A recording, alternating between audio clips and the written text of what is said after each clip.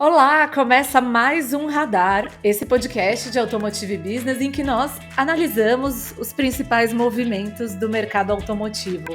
Eu sou a Giovana Riato, editora-chefe da Automotive Business, e como sempre, muito bem acompanhada do Bruno de Oliveira, nosso repórter.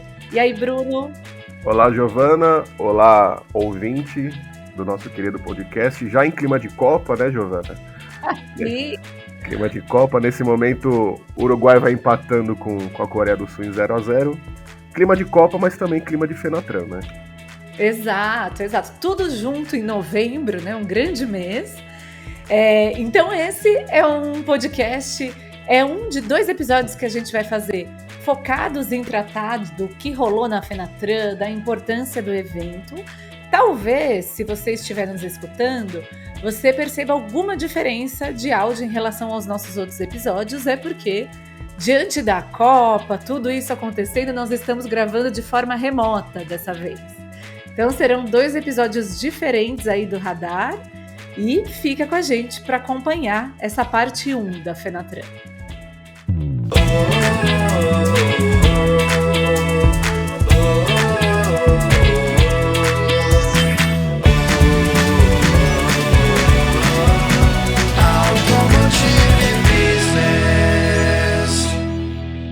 Bom, antes de começar, nós deixamos aqui o nosso agradecimento às marcas que patrocinaram a nossa cobertura lá na Fenatran.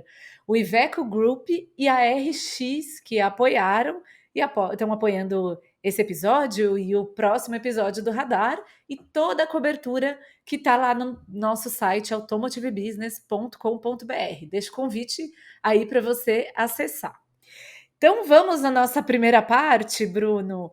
Acho que é legal a gente começar falando da importância da Fenatran, né? Do que rolou, da importância da feira que aconteceu após a pandemia, um grande evento de negócios focado no setor de transportes depois da pandemia de Covid-19. Isso, Giovana. A Fenatran, ela, mais do que um grande evento de negócios, como, né, como sempre foi, um evento que estava previsto que fosse movimentado 9 bilhões de reais ao longo aí da semana de eventos lá no São Paulo Expo, algo que acabou se confirmando depois, né, segundo os números que a assessoria mandou para a gente. Mas mais do que isso, eu acho que a Fenatran ela foi um grande encontro. Como é que eu posso explicar isso? Né? Depois de tanto tempo, né, sem a realização presencial de um evento desse porte, né, enfim, por causa da pandemia, a princípio eu vejo a Fenatran, agora que ela terminou, como um grande encontro, onde as marcas, mais do que uma oportunidade das marcas expor os seus produtos, né, foi um momento de aproximar os stakeholders que envolve, digamos assim, a cadeia, a comunidade da Fenatran, né?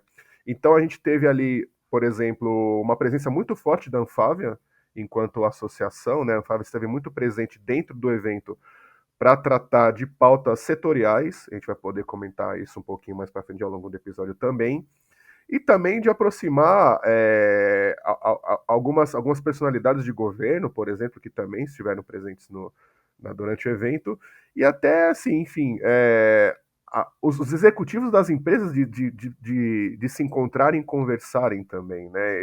Eu particularmente eu vi isso muito acontecendo durante o evento, e também foi uma oportunidade, também dentro desse guarda-chuva do grande encontro, né, setorial, da presença de executivos do board das empresas, né, das matrizes que estiveram aqui no Brasil, dentro da Fenatran, enfim, para ter esse contato próximo com clientes e com o público geral.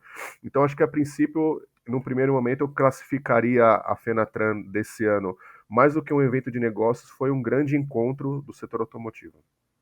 Sim, com certeza. Essa questão dos executivos e executiva, vale E mencionar aqui, executivo, tem que mencionar também.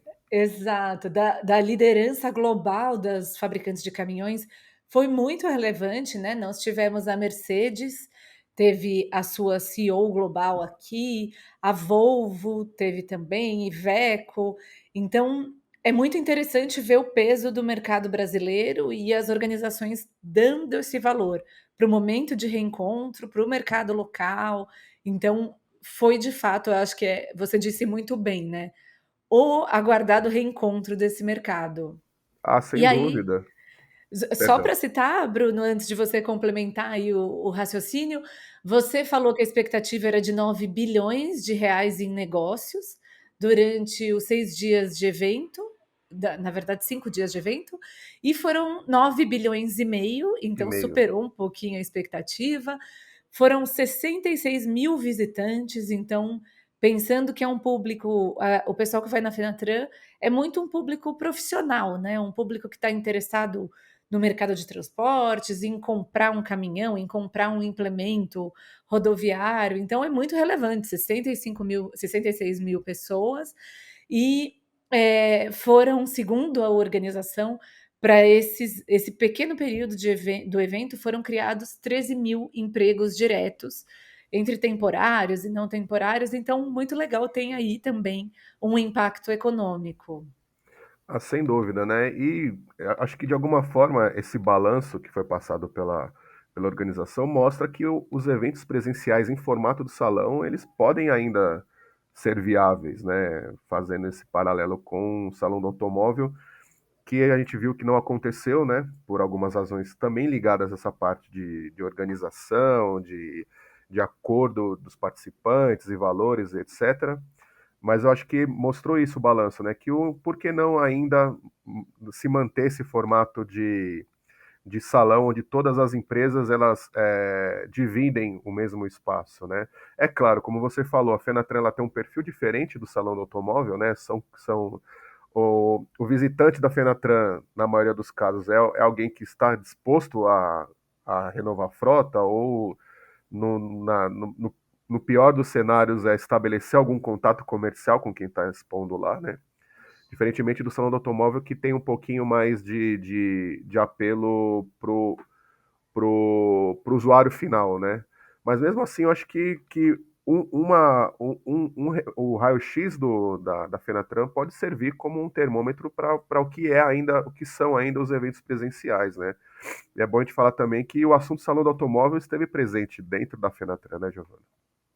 Sim, eu acho esse aspecto completamente relevante e necessário, né? O, a Fenatran deixa muito claro a relevância de um evento como esse, de um encontro, da possibilidade de ter acesso ao produto, né? Ter acesso ao veículo, ao caminhão, nesse caso, ou ao automóvel, no caso do Salão do Automóvel. E aí, fazendo uma breve retrospectiva, né, que acho que vale sem querer sair muito do tema Fenatran, mas também até tendo esse evento como um gancho para alavancar outras oportunidades dentro do setor automotivo, a Fenatran, pelo seu sucesso, a RX, organizadora do evento e também organizadora e dona da marca Salão do Automóvel, claro, tem um super interesse em viabilizar outras edições do salão que acabaram não dando certo recentemente. E aí houve uma mobilização da Anfave, Associação dos Fabricantes de Veículos, com a RX, para mostrar a Fenatran como um case de sucesso que pode ser replicado no caso do Salão do Automóvel, em um formato, claro, adaptado para o consumidor final, para ser mais um evento de entretenimento também, mas gerando negócios e um retorno financeiro para as marcas, né?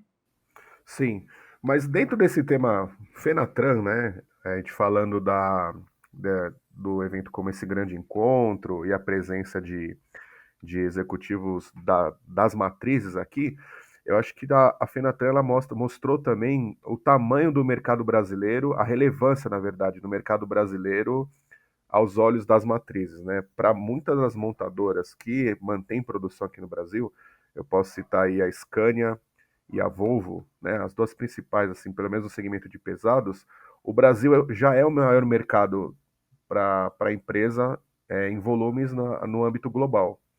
Então é natural, por exemplo, que gente do board da Volvo estivesse presente durante a feira para, de alguma forma, marcar presença, para estar perto dos clientes, eventualmente até entender um pouco mais o que é o mercado brasileiro. E no caso da Mercedes-Benz, né, com a Karen, ela esteve presente também, participou das apresentações, dos lançamentos. Também, né, a Mercedes-Benz tem planos de aumentar os seus volumes no Brasil. A própria Karen contou para a gente que o mercado brasileiro é extremamente relevante para eles. Ela até usou a aspa, que eu achei muito interessante. Ela falou para mim que não dá para pensar em ser relevante no mercado global de caminhões se a gente não for relevante no Brasil. Não foi nem América do Sul, né? Foi no Brasil o termo, que o lugar. Ela foi bem específica nisso, né? Então acho que serviu para mostrar também para o mercado que o Brasil representa uma fatia muito importante dos volumes de vendas das montadoras que são globais, né? Sim, e é interessante porque o Brasil, no caso de caminhões, diferentemente do que acontece no segmento de automóveis, claro, nós temos uma tradição em engenharia automotiva, uma série de cases muito interessantes do papel da nossa engenharia aqui no desenvolvimento de alguns produtos, mas no caso de caminhões, o papel do Brasil no desenvolvimento é decisivo, né? Porque temos condições muito extremas de operação, de aplicação dos veículos. Então, o nosso agro, a nossa parte de mineração, as temperaturas elevadas de uma série de regiões no Brasil, distâncias, condições das estradas, tudo isso é muito favorável. E, claro, a importância do nosso mercado para que as empresas tenham aqui um desenvolvimento, um foco em fazer suas engenharias, áreas de P&D aqui. Então, é muito interessante mesmo ver como o segmento de caminhões acaba trazendo, puxando uma área de tecnologia automotiva, tal, às vezes até de forma mais pioneira do que o setor de veículos leves de passeio. Sem dúvida.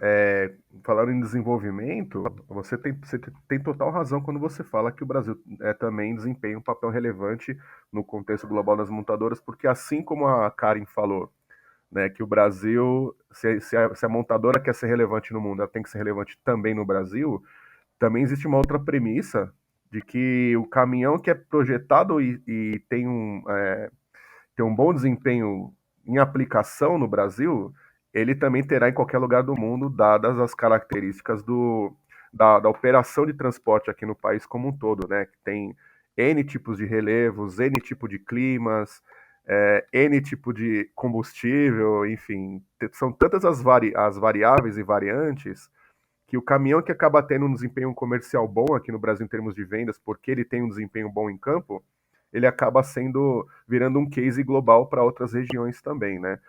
Um dos temas que foi bastante explorado pelas montadoras em termos de lançamento foi o line-up Euro 6, e seria natural porque, enfim, a legislação ela começa a valer para caminhões produzidos no Brasil a partir de janeiro do ano que vem, e o Euro 6 já é uma realidade na Europa, né?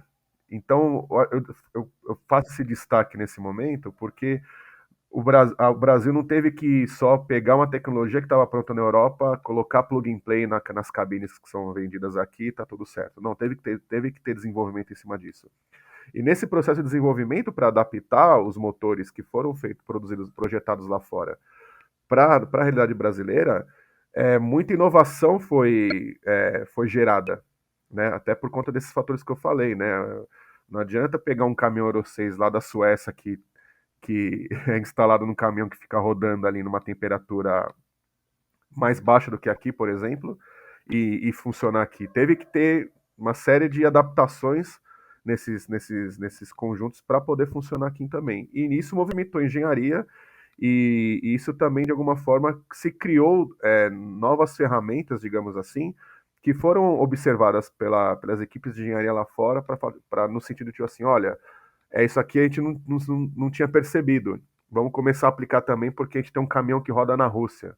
A gente tem sei lá, na China, etc., né? Que seriam regiões... Países da África, países né? da África e tal. Então a gente acabou, de alguma forma, exportando tecnologia, né?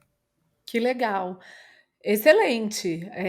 Acho que fizemos uma boa análise inicial da Fenatran, né, Bruno?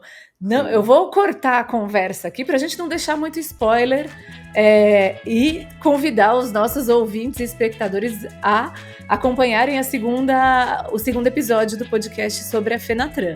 Eu acho que na próxima etapa nós vamos falar das novidades, de fato, né? O que as empresas apresentaram, que foi muito interessante. Nós vamos falar, de repente, de soluções curiosas e tecnologias inovadoras do evento e um pouco mais dessa questão de Euro 6, emissões, porque eu acho que esse assunto é bastante amplo. Não é isso, Bruno? É isso aí. Nos vemos no próximo episódio. Isso aí, pessoal. Fiquem ligados aí no feed. Nos próximos dias tem mais uma etapa aí da nossa discussão sobre a Fenatran 2022. Até lá!